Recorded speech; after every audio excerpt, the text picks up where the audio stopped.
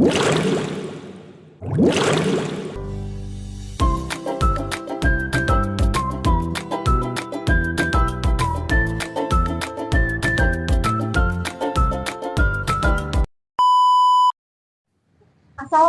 warahmatullahi wabarakatuh. Halo Sobat BPJS, senang sekali kita bisa berjumpa. Semoga hari kalian menyenangkan. Sebelum kita mulai ke topik utama, saya punya pantun perkenalan nih. Jadi jangan lupa ya bilang cakep. Jalan-jalan ke Belgia, pulangnya mampir ke Belanda. Sungguh senang dan bahagia. Kami dari sindikat bisa bersama Anda. Kali ini kita akan membahas mengenai implementasi desain perancangan pembelajaran berbasis UPD dengan Where2 bersama Bapak Dwi Maulana Kristanto SPD MPD selaku guru penggerak Angkatan 10 di SMKN 2 Klaten. Selamat menyaksikan. Selamat pagi Bapak, sebelumnya izinkan kami memperkenalkan diri. Kami dari PPL PPG Calon Guru Universitas Wijaya Dharma Klaten.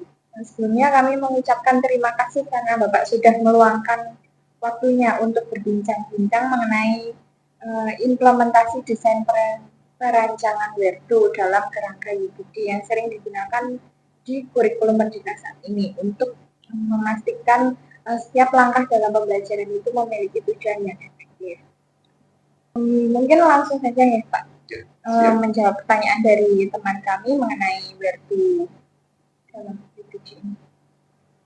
Baik, saya menyambung Bapak dalam perancangan penerapan pembelajaran UPD dengan konsep Where2 itu kan W-nya where and why. Nah, kemana arah pembelajaran dan mengapa. Nah, dari Bapak sendiri itu dalam menyusun tujuan pembelajaran menggunakan konsep UPD ini seperti apa dan apa saja hal-hal yang penting diperhatikan dalam menyusun tujuan pembelajaran itu, Bapak? Baik, sebelumnya ketika saya dalam menyusun suatu tujuan pembelajaran, tentu kita harus melihat materinya dulu. Materinya yang akan kita sampaikan kepada siswa itu seperti apa. Karena di dalam, kebetulan saya juga mengajar di bidang produktif, yaitu ke bidang kelistrikan. Jadi tidak hanya kita menyampaikan materi, tapi juga praktikum atau keterampilan. Jadi kita harus mengetahui materi itu. Yang pertama, misalkan untuk yang berupa teori, tujuannya tadi siswa itu setidaknya dia bisa memahami konsep dari apa yang kita sampaikan. Kemudian pada keterampilan kita harus mengetahui bahwa siswa tersebut bisa mengimplementasikan apa yang telah kita berikan, sehingga mereka bisa mempraktekkan atau mendemonstrasikan dari materi yang kita berikan. Kemudian untuk mencapai tujuan juga kita harus apa target yang kita tuju dari pembelajaran itu. Apakah hanya sekedar siswa itu cukup tahu, apakah siswa itu bisa sampai ke tahap untuk memodifikasi. Jadi harus kita pahami benar-benar tujuan materi tersebut. Bukan hanya sekedar anak selesai mengetahui cukup sudah gitu ya, tapi harus kita benar-benar pastikan dulu target kita apa. Kadang Bapak Ibu guru itu juga kadang udahlah cukup anak yang penting tahu, tapi kita juga mempunyai keinginan. Jadi anak itu setelah menyelesaikan materi itu anak bisa memodifikasi. Contohnya, misalkan dalam pembelajaran untuk rangkaian instalasi listrik yang biasa kami hadapi itu, anak tidak hanya sekedar selesai memasang jaringan instalasi di sekolah, tidak, tapi kedepannya kita tanyakan apa yang sudah kalian lakukan di sekolah, di rumah. Sudah bisa memasang belum? Sudah bisa melakukan inovasi apa di rumah kalian, perbaikan atau belum? Jadi tidak hanya sekedar selesai, anak tahu, paham, bisa mempraktekkan di sekolah, selesai bukan tidak, tapi kita juga tahu anak di luar itu nanti juga kita pantau. Baik, jadi kalau tujuan pembelajaran itu lebih menekankan tidak hanya pemahaman konsep gitu ya Pak, tapi implementasi dalam kehidupan sehari-hari. Selama pembelajaran itu kan kemampuan siswa di awal dan setelah pembelajaran tentunya berbeda ya Pak. dalam sebelum pembelajaran itu kan ada kemampuan awal kita mengenalnya. Nah, apa kaitannya kemampuan awal siswa ini dengan penyusunan tujuan pembelajaran itu sendiri? Ya. Kalau di dalam pembelajaran namanya ada yang disebut dengan pembelajaran berdiferensiasi ya, berbeda menurut kemampuan dari siswanya. Kita tidak bisa menyamakan antara siswa satu dengan yang lain. Sebelum pembelajaran kita tentu bisa mengidentifikasi melalui mungkin dari melakukan tes atau melakukan pengamatan, melakukan wawancara dan sebagainya untuk mengetahui kondisi awal dari anak tersebut. Nah, setelah kita mengetahui kondisi dari anak tersebut, kita akan melakukan pemetaan target mana yang bisa antara anak yang kebutuhannya grade 1 gitu kan. Dia tidak mungkin kita paksakan untuk mencapai tujuan di grade akhir.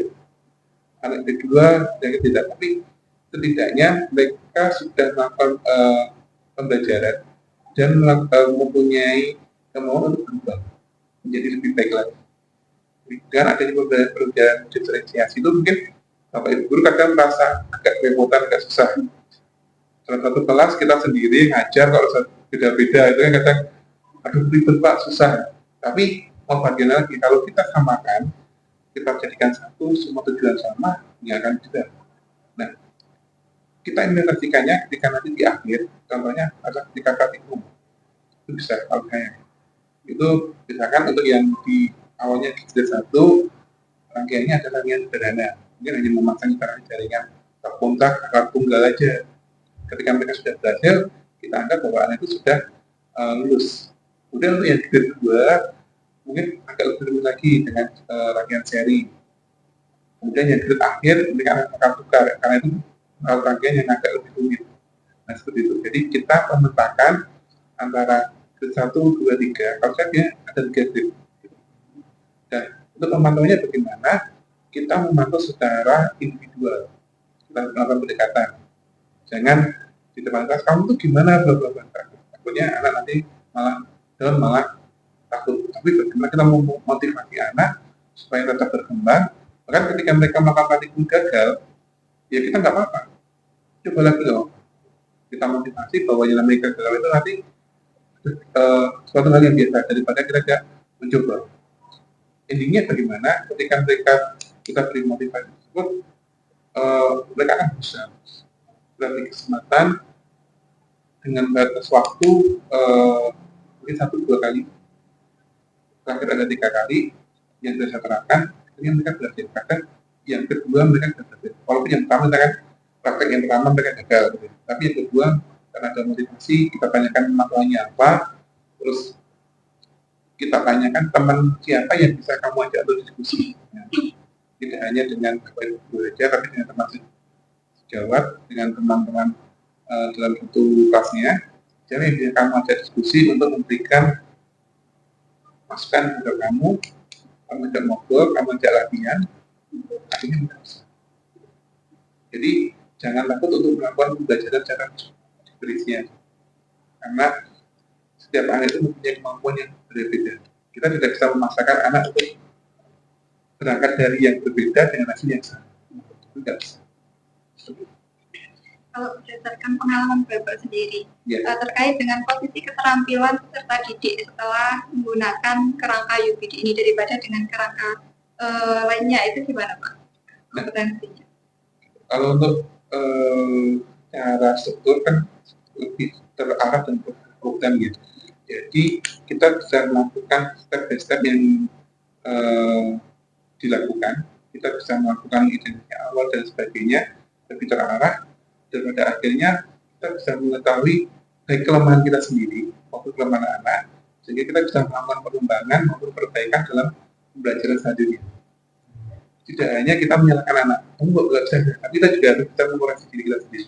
Karena kita kadang merasa bahwa apa yang kita sampaikan itu sudah anak sudah bisa menerima ya, tapi kenyataannya kadang mungkin ada beberapa yang ternyata tidak pas. Ya. Kita bisa memperbaiki dari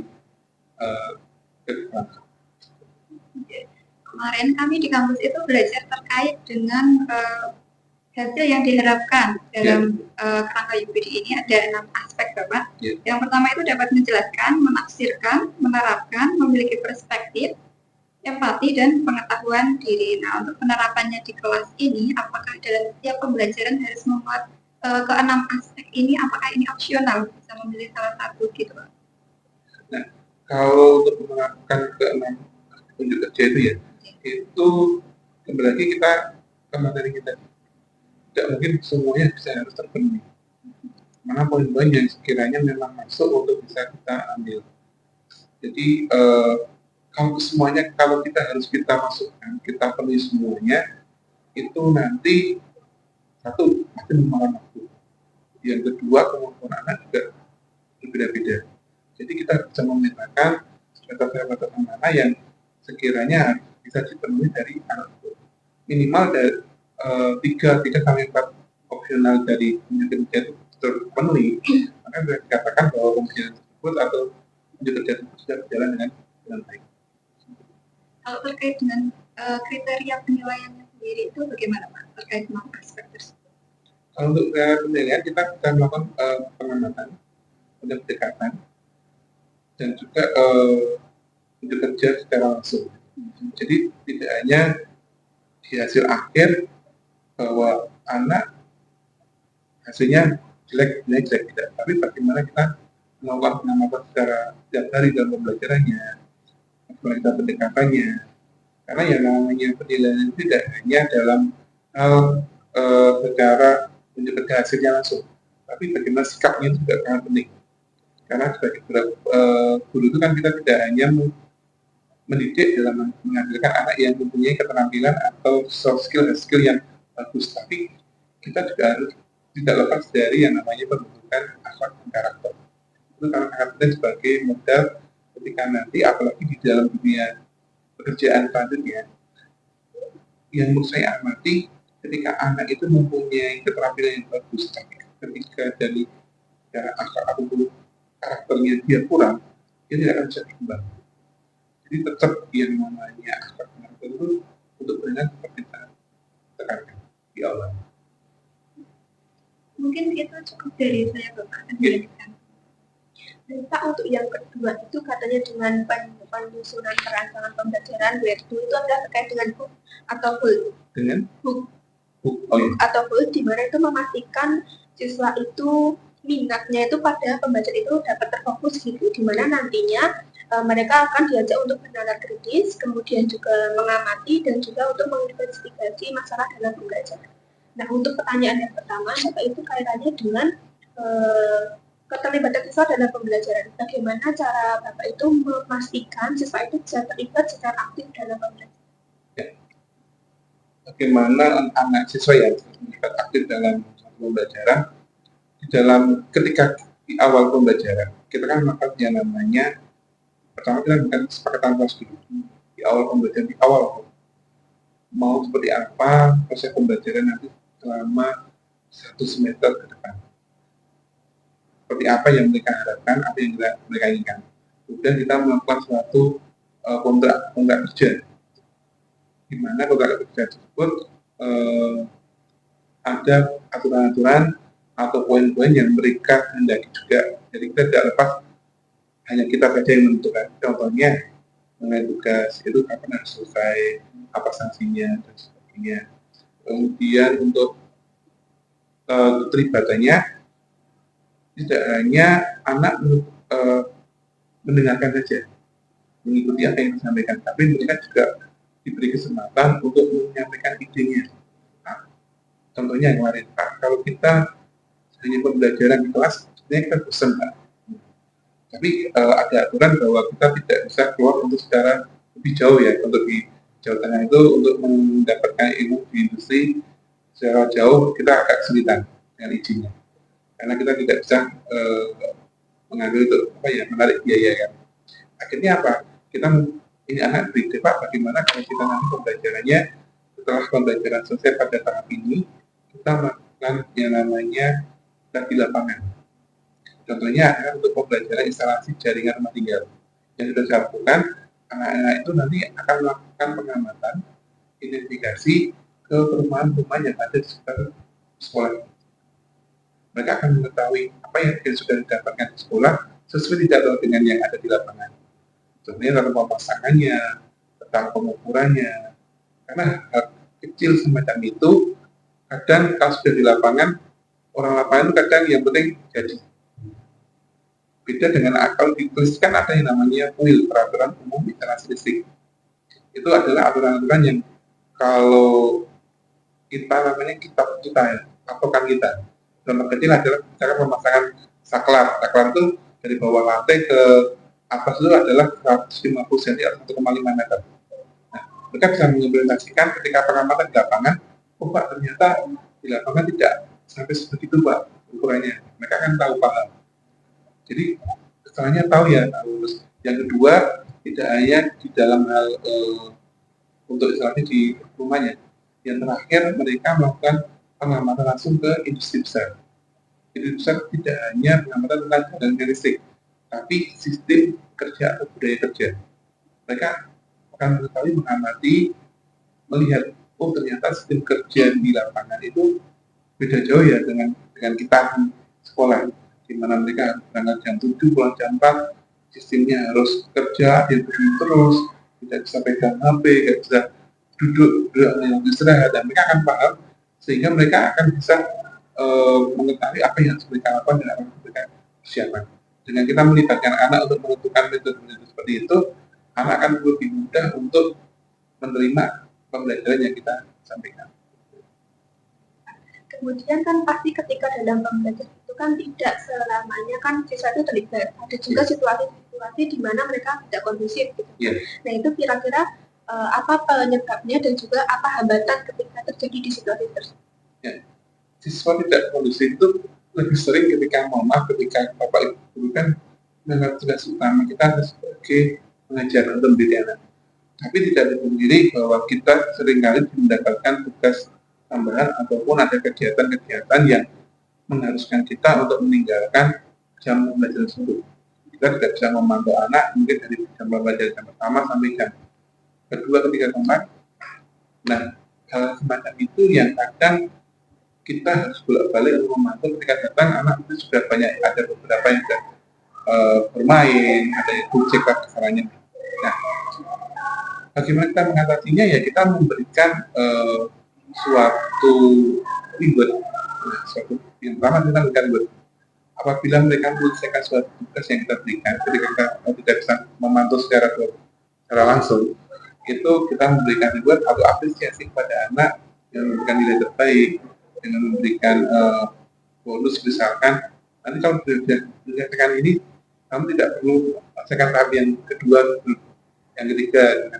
Jadi mereka akan terpacu untuk bisa menyelesaikan dengan baik. Kemudian kadang juga saya memberikan reward misalkan siapa yang bisa selesai duluan nanti tidak tiket atau apa. Nah itu hal itu aja kadang mereka sudah terpacu, aku bisa aku cepat dan benar sesuai, dia akan termotivasi untuk menyelesaikannya.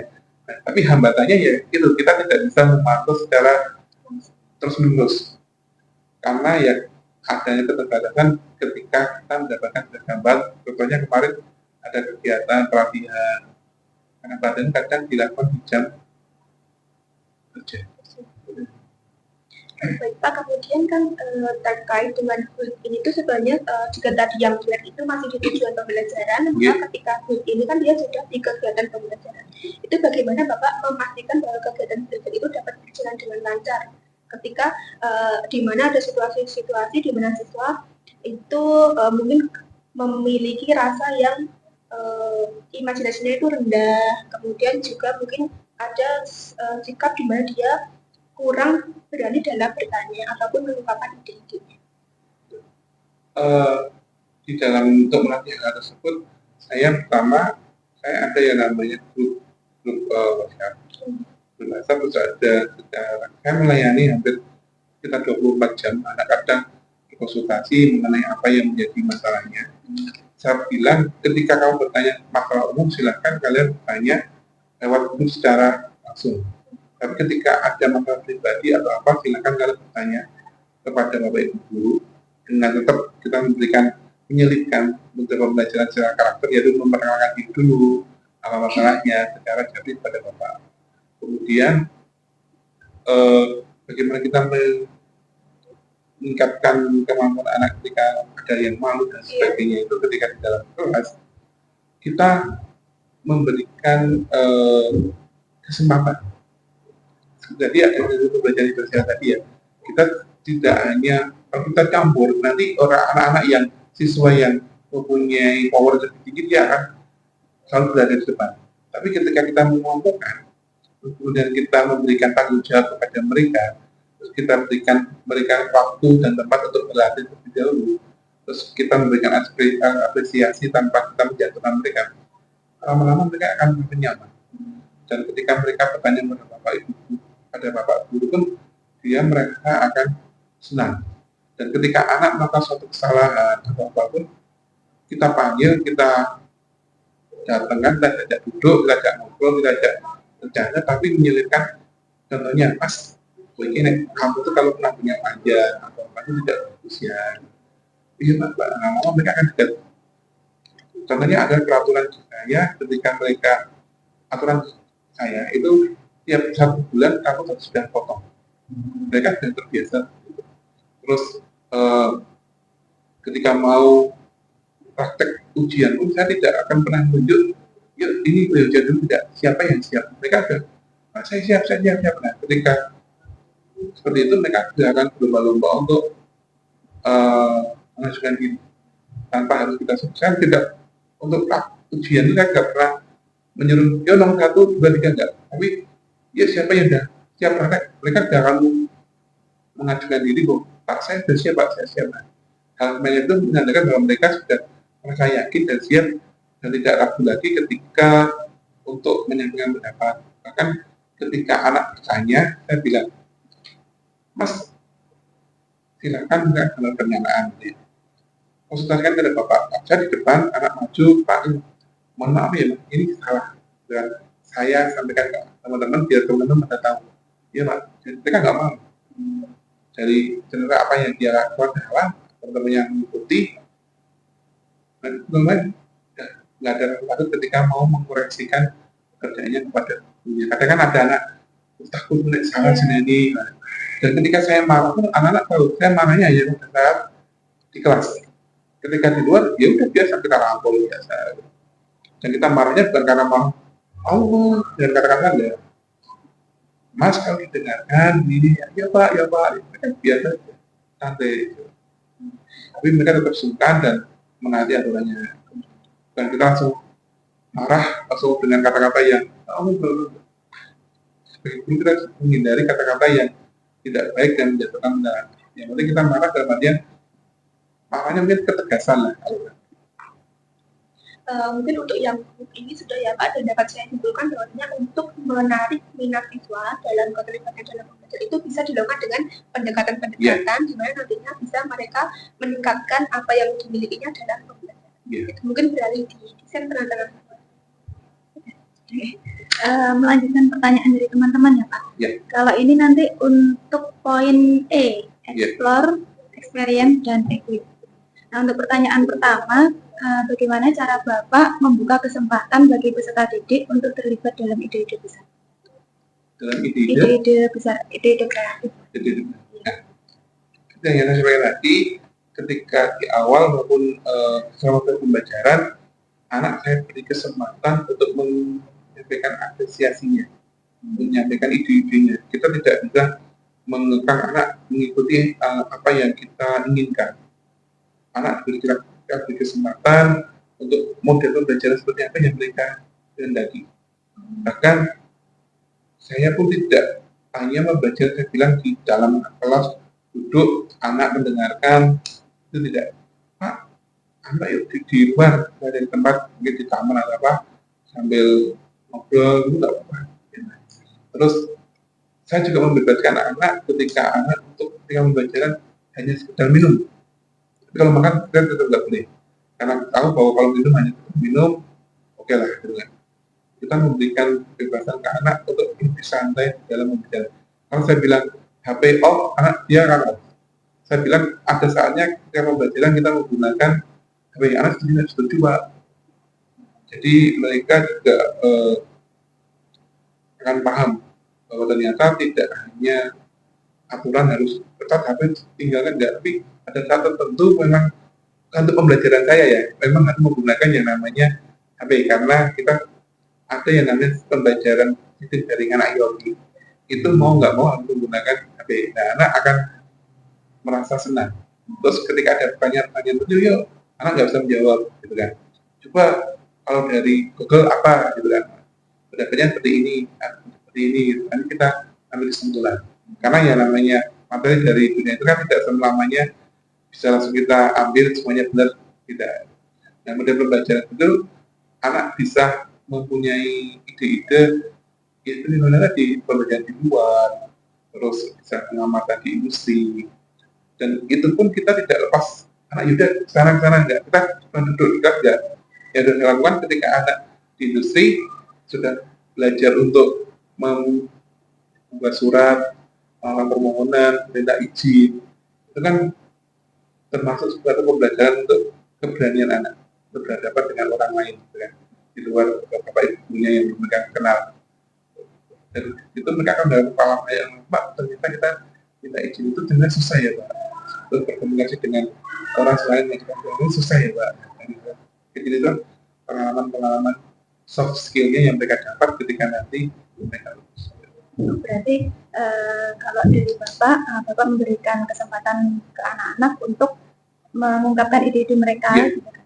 Terus kalau kegiatan di dalam berarti Bapak memberikan peraturan-peraturan khusus gitu ya Pak ya. Terus kalau kegiatan di luar tadi di industri. Yeah, di industri. Kalau selain di industri sendiri Pak, atau mungkin di lingkungan sekitar gitu untuk menunjukkan ide-ide. Di industri di sekitar ada yang namanya pembelajaran untuk pengabdian ke masyarakat, di mana yang sudah dilakukan adalah ketika mereka, saya yakin bahwa anak sudah mampu untuk melakukan bakti ke masyarakat, itu kami lepas. Yaitu yang pertama kemarin adalah melakukan perbaikan untuk jaringan rumah temannya dulu. Jadi kita lihat, kita duduk di kelompok, mereka kita berikan kebebasan. Jadi nanti biar kalian memilih, jadi tidak akan ada kamu saya nggak mau sama dia, nggak. Anak-anak udah paham sendiri. Ya kamu yang sama saya, kamu sama saya. Gitu. Kemudian mereka melakukan pengamatan di rumah teman-temannya. Kemudian dilihat mana yang perlu dilakukan istilahnya darurat untuk segera dalam perbaikan. Nah, mereka akan datang, Pak ini perlu ada perbaikan ini, kita pinjam alat ini Pak. Ada apa cuma dibawa dengan perbaikan. Yang kedua, anak-anak akan diberi kesempatan mereka untuk mengabdi ke alumni. Artinya mereka kembali ke sekolah asal mereka, SMP asal, untuk melakukan apa yang sudah didapatkan di SMK.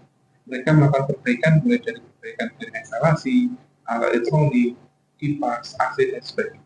Itu sudah kami lakukan kurang lebih 2-3 tahun. Oh, berarti pengalaman itu sudah terintegrasi dengan pemahaman konsep mereka ya Pak? Sudah. Terus selanjutnya kalau untuk pemanfaatan sumber daya dan alat yang ada di sekolah untuk itu melaksanakan ide-ide besar itu Pak? Ya. Untuk melakukan ide-ide itu kita sudah mempersiapkan alat-alat, kita mempunyai banyak alat, kita mempunyai proses sesuai dengan kebutuhan anak, kita mempunyai media pembelajaran seperti alat bernama laptop, itu kita mempunyai satu kelas cukup, terus trainer kita punya. Jadi anak-anak bisa mengeluarkan ide-idenya maupun mengimplementasikan hasil kreasinya. Yang terbaru untuk pembelajaran saya, anak itu menciptakan sumber energi listrik baru, di mana di awal pembelajaran saya memberikan tantangan kepada mereka mau menciptakan sumber energi listrik apa, gitu kan. Dan nanti kebutuhannya yang kita bantu apa, gitu kan. Nah, saya punya ide, contohnya saya ingin membuat energi dari kinetik Pak Geda. Maksudnya gimana Mas, gitu kan. Dari kelompok kami ingin dapat sehat tapi dapat listrik Pak. Jadi kita mengayuh sepeda statis, digerakkan dengan kabel dan sebagainya, disimpan di dalam lagi, bisa menghasilkan listrik. Nah, hasil uji coba yang sudah terjadi mereka bisa setidaknya hanya untuk menghidupkan lampu aja tidak bisa. Dan ketika mereka, ya saya bilang tadi, ketika mereka melakukan bakti sosial maupun di alumni, kita sudah mempersiapkan alat-alat yang mereka butuhkan. Jadi anak tidak kerepotan untuk meminjam alat-alat keluar ataupun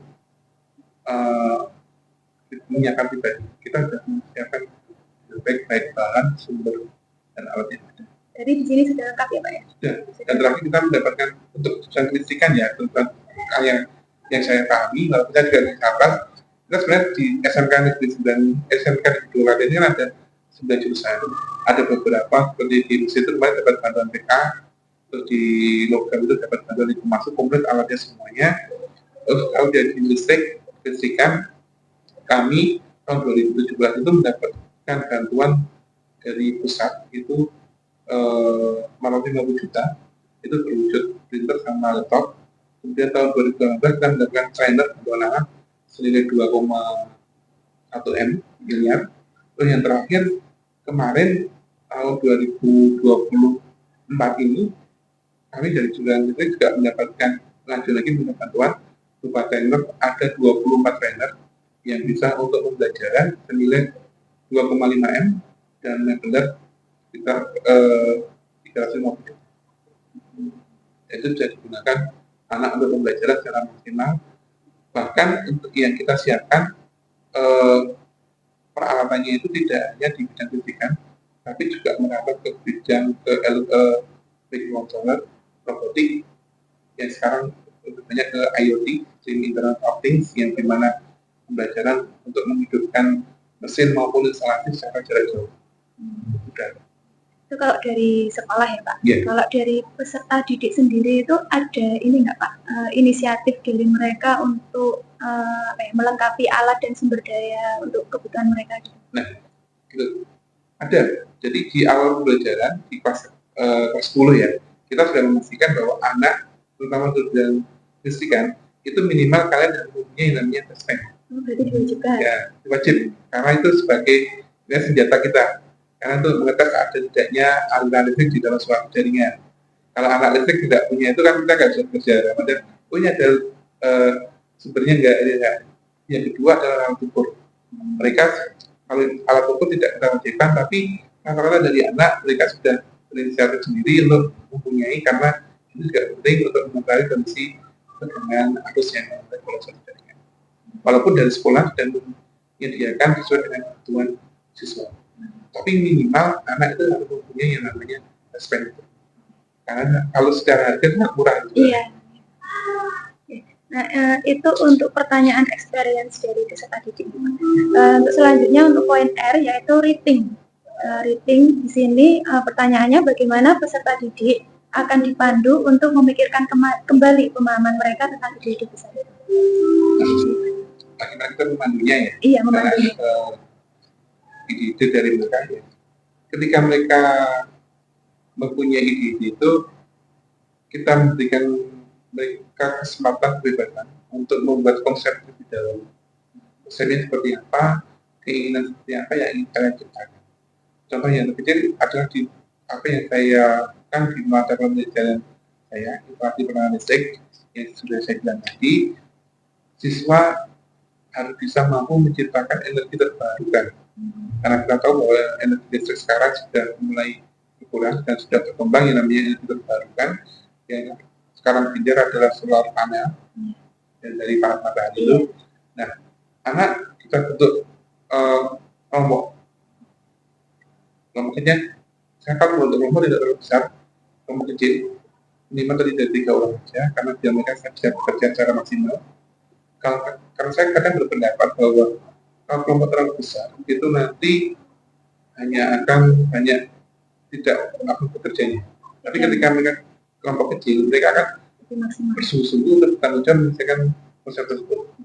Nah, mereka menyampaikan ide, Pak, saya mempunyai ide untuk pembuatan sumber energi terbarukan dari, misalkan kemarin ada yang dari sisa makanan, Pak. Ini seperti apa, Mas? Kita menjelaskan. Terus kita sudah mengarahkan alangkah baiknya tambah ini, Mas, tambah ini. Jadi anak tidak hanya lepas untuk Yaudah terserah kamu buat ide, coba lihat jadi enggak. Tapi tetap kita arahkan supaya hasilnya bisa maksimal. Kemudian kita pantau setiap minggunya kita ketemu udah sampai mana tahapnya, perkembangannya dari mana, anak memberikan laporan foto-fotonya, akan sudah sampai tahap persiapan alat pak, sampai di akhir kemarin kan di waktu 2 bulan sudah ada hasilnya, sudah ada hasil bahwa mereka sudah bisa menciptakan energi terbarukan dari energi kita dari panas sisa makanan yang fermentasi, kemudian sisa makanan bisa buat untuk pupuk, panasnya itu bisa dialirkan menjadi energi listrik, walaupun hanya masih sekedar tetap apresiasi lah untuk menghidupkan lampu 5 watt, walaupun ya itu masih sudah luar biasa karena anak kelas 11. Pakai sisa makanan itu tadi Pak? Iya. Ada juga yang bahkan mereka berani kotor untuk mengambil dari kotoran hewan. Kalau dari sisa makanan sama kotoran hewan itu lebih maksimal yang mana Pak? Lebih maksimal dari kotoran hewan. Kalau dari makanan, karena makanan itu panasnya itu hanya beberapa saat. Karena sudah ketika mereka membusuk bau, kadang ketika airnya kering. Tapi kalau dari kotoran hewan, ketika dia fermentasi berjalan terus bisa menimbulkan gas. Bahkan yang sudah ada itu gas itu bisa digunakan untuk kompor masak itu. Tapi kalau kayaknya masih batas untuk menghasilkan energi listrik menjadi jadi energi listrik. Ya, mungkin itu dari saya, bisa dilanjutkan. Saya dilanjutkan untuk yang R ya Pak, yang rating revisi dari FAS. Nah, itu tadi terkait, sebelum itu terkait ide-ide. Sekarang terkait kinerja mereka, atau hasil kerja mereka itu, dorongan yang diberikan siswa untuk memikirkan kembali hasil kinerja mereka. Dorongan siswa? Dorongan dari guru. Dari guru. Nah, dorongan dari guru adalah kita yang pertama, kita tadi memberikan arahan, memantau, kemudian kita memberikan, di akhir kita memberikan apresiasi dari hasil kinerja anak siswa tersebut. Jangan sampai hasil kinerja mereka juga Pak sudah selesai, ya udah bagus kita juga. Tapi bagaimana kita memberikan motivasi untuk bisa mengembangkan lebih jauh lagi. Oh, kamu kemarin harus dalam satu hak ya, kakak saya itu menghasilkan energi ini masih kecil, yuk dikembangkan lagi bagaimana. Terus mungkin ada ide lagi apa yang selain hanya untuk menghasilkan listrik, seperti yang saya bilang tadi, untuk kotoran hewan, dari gasnya itu kalian bisa salurkan, bisa kalian cari idenya untuk bisa sebagai kompor. Dan ketika ada siswa kelompok yang gagal, jangan kita salahkan dulu, kok gagal ini mas? Jangan apa enggak, kita cari apa penyebabnya. Apakah karena kurang maksimal di dalam fermentasinya, atau dalam pakaiannya yang salah, atau apa. Jangan kita lepas tanggung jawab, yaudah, ya udah mas gagal, berarti nggak bisa, enggak. Tapi tetap kita cari solusinya apa, kita cari bersama-sama, dan itu pun saya tidak bekerja sendiri, saya bisa bekerja sama dengan teman-teman dari jurusan listrikan untuk menanyakan, karena saya menyadari bahwa kemampuan saya tidak maksimal, dalam artian mungkin ada ide dari teman-teman tanggung jawab yang, oh Pak, itu bisa ditambahkan dengan alat misalkan kipas atau apa, biar nanti untuk menggerakkan dan lain sebagainya. Ide dari teman itu sangat kita butuhkan. Jadi kita jangan hanya melepas merasa bahwa kita itu bisa gitu ya, karena yang namanya diskusi, berkolaborasi dengan teman sejawat itu sangat penting untuk memaksimalkan hasil dari siswa. Walaupun dari Bapak Ibu guru tidak secara langsung mengajar siswa tersebut, tapi yang namanya kolaborasi dengan teman sejawat untuk mendukung hasil kerja anak itu sangat penting.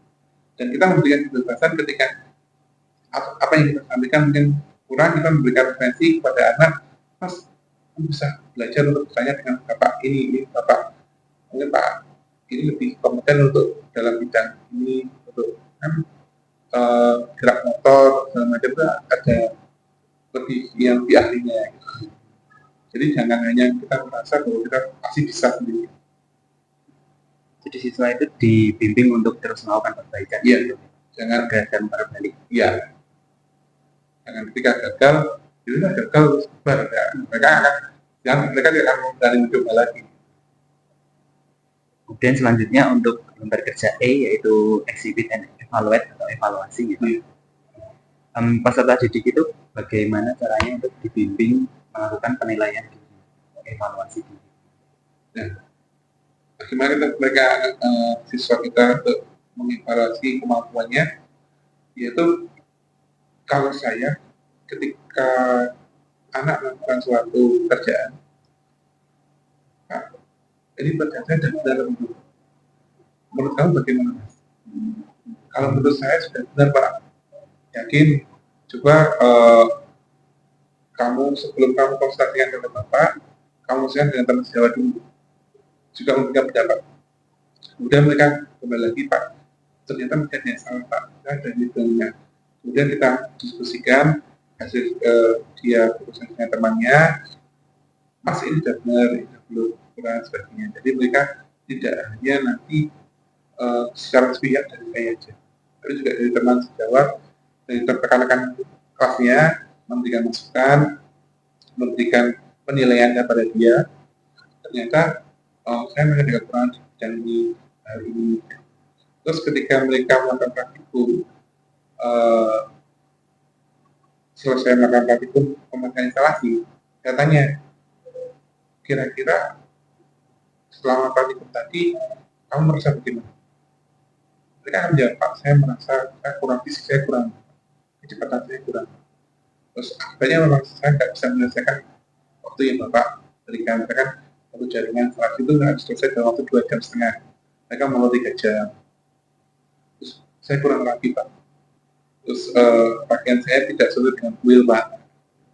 Tapi nyala nggak? Nyala. Nah, itu kalau aturan benar salah Pak. Tapi kalau menurut kehidupan sehari nyala nggak? Nyala Pak. Nah, mereka bisa mengetahui dan menilai.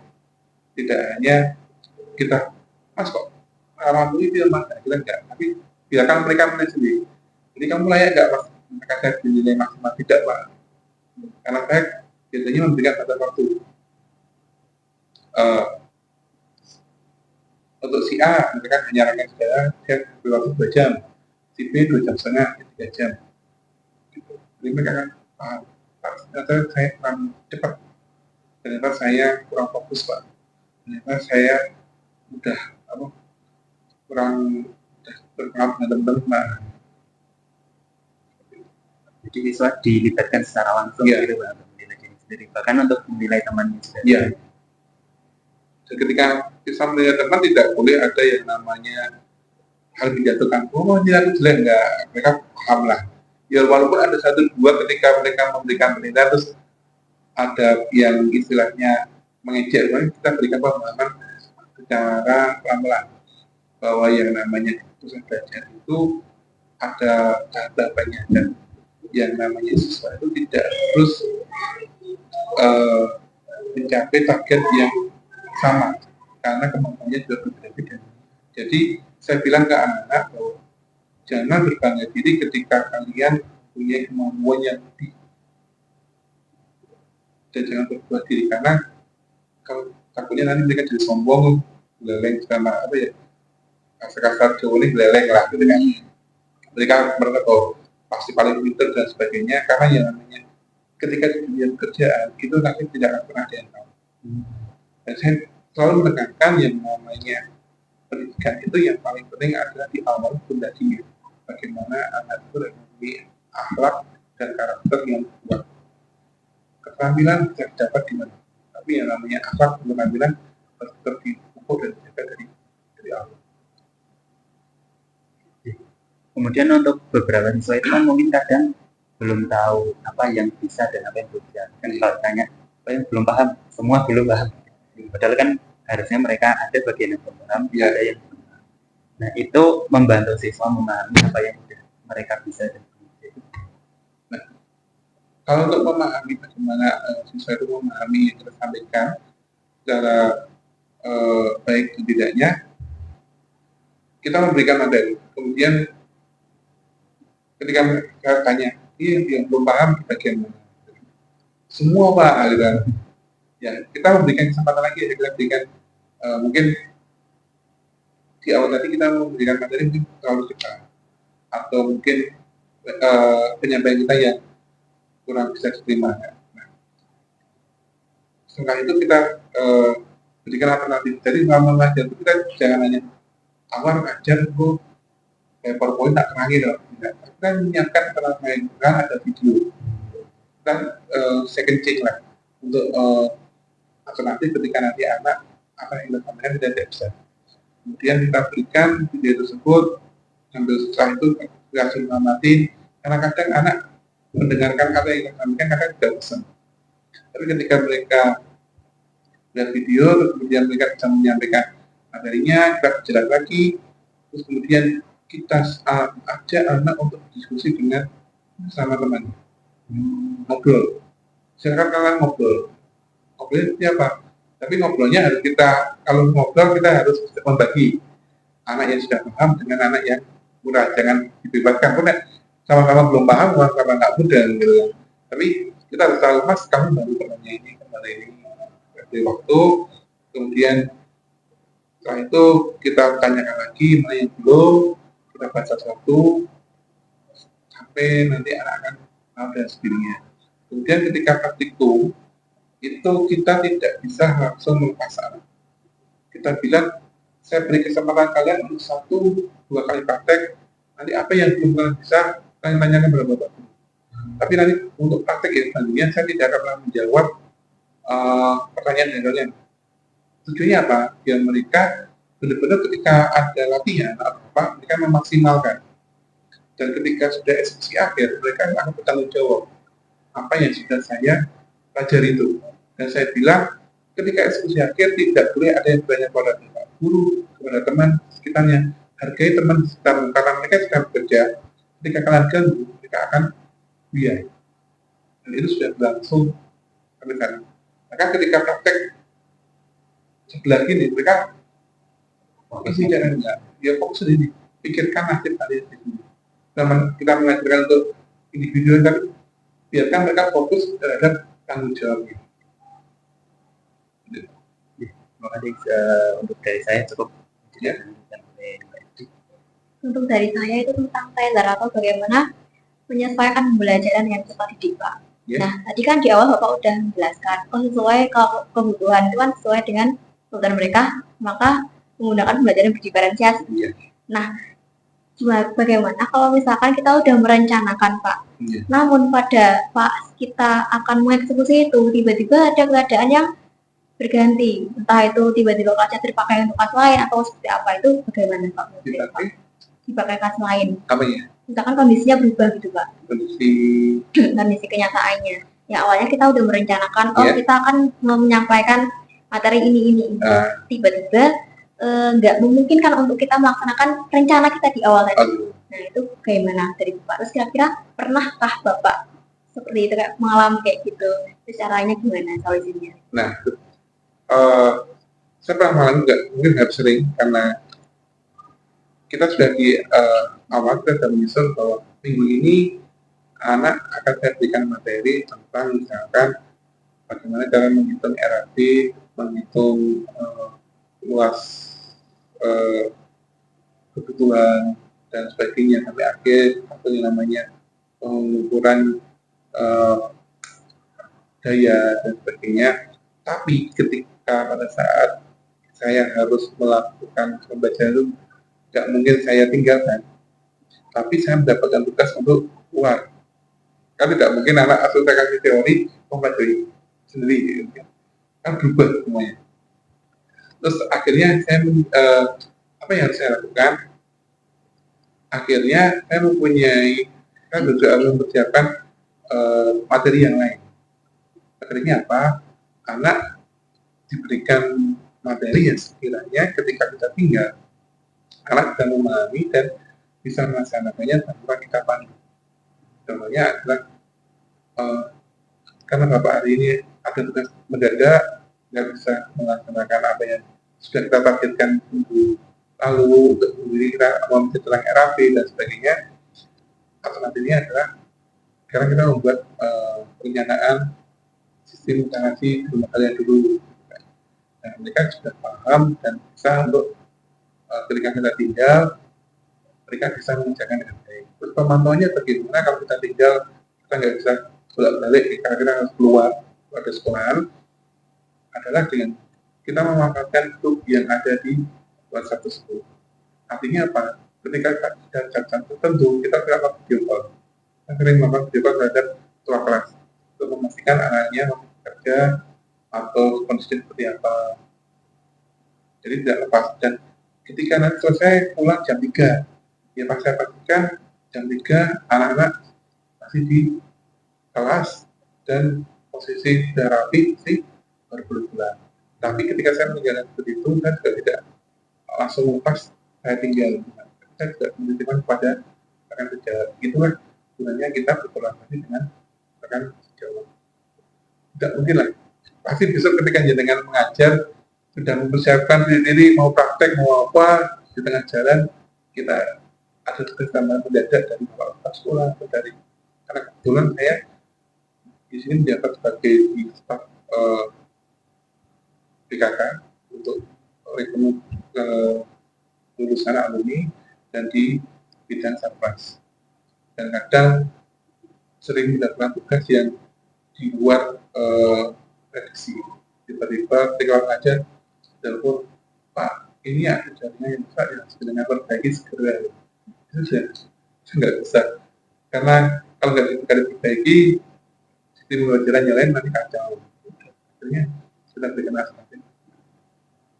Terus kemarin pernah hari Selasa kemarin saya harusnya waktu itu adalah pengambilan nilai untuk uji kerja instalasi, tapi saya mendapatkan tugas harus ke Wonogiri untuk menghadiri di SMK di Wonogiri. Mau nggak mau ya kita harus mempersiapkan materi atau tugas yang bisa anak kerjakan pada saat itu. Karena sebenarnya itu mendadak malam hari saya baru dapat WA Pak harus tugas. Dan saya tetap memantau anak masuk dari jam setengah 12.30 pulang jam 15.30. Jadi tetap saya pantau dan saya tetap WA teman-teman untuk bisa memantau juga dari anak. Jadi menjaga komunikasi dengan teman saya itu sangat penting ketika dibutuhkan. Nah itu kan misalkan keadaannya Bapak nggak bisa. Nah kalau misalkan keadaannya ini Bapak bisa, tapi sarfasnya kurang memadai atau pas itu konslet atau gimana gitu ya? Nah, kalau hal semacam itu, ya saya bilang tadi, ketika ada sistem jaringan, instalasi gitu kan, masa anak untuk mengetahui sistem jaringan instalasi yang ada di jurusan saya, kalau dengan jumlah anak 36 untuk pengamatan mungkin akan terlalu sebenarnya sempit, anak akan berkerumun dan mengganggu pembelajaran yang lain. Akhirnya saya bisa memanfaatkan untuk mengecek sistem jaringan yang ada di jurusan-jurusan yang lain. Jadi kita tidak ada memanfaatkan yang ada di jurusan kita. Karena kita kirim ke jurusan logam, jurusan mesin, sistem hijau untuk bisa melakukan pengecekan. Jadi kita sudah membudayakan anak untuk melakukan pengecekan sistem jaringan yang ada di sekolah. Jadi tidak hanya melulu misalkan ada sistem rusak kita panggil teknisi terus lagi tidak, kita juga bisa memberdayakan anak untuk belajar, tapi anak bisa paham dan bisa untuk melakukan perbaikan. Dan yang sudah yang tadi kita ke rumah-rumah, terutama rumah siswa dulu lah yang paling mudah untuk dijangkau. Mereka untuk mengamati, ngecek, memperhatikan, dan memanfaatkan hubungan dengan masyarakat. Kita memanfaatkan faktor lingkungan. Jadi faktor yang ada di lingkungan kita manfaatkan. Terus UMKM kecil itu juga kita manfaatkan. Kemarin kita ke industri yang dekat sini ada yang namanya industri sablon. Itu ke persokaran itu ternyata punya alumni. Mereka di sana selama 3 hari melakukan observasi. Ternyata di sana Pak kami dibantu untuk suruh bantu untuk mau beli jaringan, ya mah nggak apa-apa, main film skit yang di gantungan yang 3 hari mereka akan disuruh untuk mengganti lampu pak, ganti jaringan. Nah, dengan melakukan faktor lingkungan yang ada, kita bisa menekan untuk penggunaan sarana yang sekolah dengan memperhatikan lingkungan yang ada di sekitar. Sebenarnya luas sebenarnya. Bagaimana kita pintar aja kita untuk mengidentifikasi faktor yang ada di lingkungan sekitar kita. Jangan hanya kita terpatok bahwa kita pembelajaran itu harus di sekolah. Yang namanya sekolah ya di sekolah tidak. Tapi kita bisa memanfaatkan lingkungan yang ada di sekitar kita supaya anak bisa mempunyai soft skill lain, kemampuan lain, tidak hanya pembelajaran dengan baik dan juga komunikasi dengan warga, dengan lingkungan. Lalu selanjutnya itu aspek organize, Pak. Bagaimana menyusun kegiatan pembelajaran. Nah, di sini pertanyaannya, kalau dari yang Bapak alami, itu pengalaman belajar seperti apa yang paling baik sehingga dapat mengembangkan dan memperdalam pemahaman peserta didik? Bapak. Menurut saya, kalau pembelajaran yang paling baik adalah pembelajaran yang paling berpihak kepada murid, di mana kita harus tidak hanya memaksakan anak untuk tahu apa yang kita sampaikan, tapi kita juga harus menggali kemampuan dan kebutuhan anak. Anak itu maunya seperti apa? Dan kita jangan hanya menekankan pembelajaran secara hard skill. Artinya apa? Pembelajaran yang sesuai yang sudah ada di kurikulum kita sampaikan, anak harus menguasai. Tapi bagaimana anak kita gali kemampuannya apa? Yang bisa dikembangkan dari anak tersebut. Karena pengalaman saya, tidak semua anak yang masuk ke jurusan itu sesuai dengan keinginannya. Kadang ada keinginan dari orang tua, ada yang penting masuk, ada yang nggak tahu pak, yang penting tahu dan masuk sini. Saya dulu pengen masuk jurusan ini pak, tapi nggak tahu nggak boleh, saya jurusan listrik. Nah, hal semacam itulah yang harus kita fasilitasi. Terus kita juga harus mengetahui potensi-potensi apa yang ada di tempat tinggal si anak. Itu namanya pembelajaran secara soft skill-nya. Contohnya yang sudah saya lakukan adalah di sekarang sekitar ini ada di daerah Gunung dan sebagainya yang di daerah Merapi, mereka memanfaatkan lahan yang ada, banyak rumput, anak saya bilang karena nggak usah malu gitu kan, belajar beternak. Ada juga yang belajar untuk di luar itu jualan cara online, ada yang belajar untuk jualan di kelas itu mau makanan. Jadi kita memberikan kemampuan kepada anak tidak hanya sesuai dengan skill yang ada di kurikulum untuk diberikan kepada anak, tapi kita juga harus memberikan pembelajaran lain soft skill, karena skill dan soft skill apabila berjalan dengan beriringan dengan baik, nanti kedepannya anak akan mempunyai kemampuan bekerja yang lebih baik. Dan jangan sampai kita memaksakan anak, ketika anak sudah masuk di bidang listrik, nanti kamu harus kerja di bidang listrik, kuliah di bidang listrik, tidak. Ketika kamu belajar di bidang listrik, ketika nanti kamu lulus tidak sesuai dengan bidang kamu, itulah fungsinya kita belajar. Kita untuk memperkuat diri kita, untuk menambah kemampuan kita, walaupun nanti kita bekerja di luar bidang yang kita kuasai. Intinya, lihatlah muridnya, jangan kita memaksakan. Karena setiap anak itu pasti mempunyai keinginan yang beda-beda sebenarnya. Tidak mungkin semua sama. Ini sudah cukup dari saya. Jadi secara keseluruhan implementasi desain pembelajaran Web2 di SMK ini sudah berjalan dengan baik, Pak. Jadi menyesuaikan dengan karakteristik peserta didiknya, jadi tahu kelebihan dan kekurangannya, dan melakukan asesmennya juga sesuai dengan grade mereka. Dan dengan fasilitas yang mendukung membuat pembelajaran itu lebih baik, terima kasih Bapak Dwi sudah meluangkan waktunya untuk berbincang bersama kami. Mohon maaf kalau ada salahnya. Saya berharap semoga PPG pendidikan guru ya bisa berjalan dengan baik, bisa lancar, dan ilmunya bisa diimplementasikan nanti ketika kembali ke pendidikan dan bisa lulus semuanya. Amin. Dan jangan sampai hanya nanti ketika sudah lulus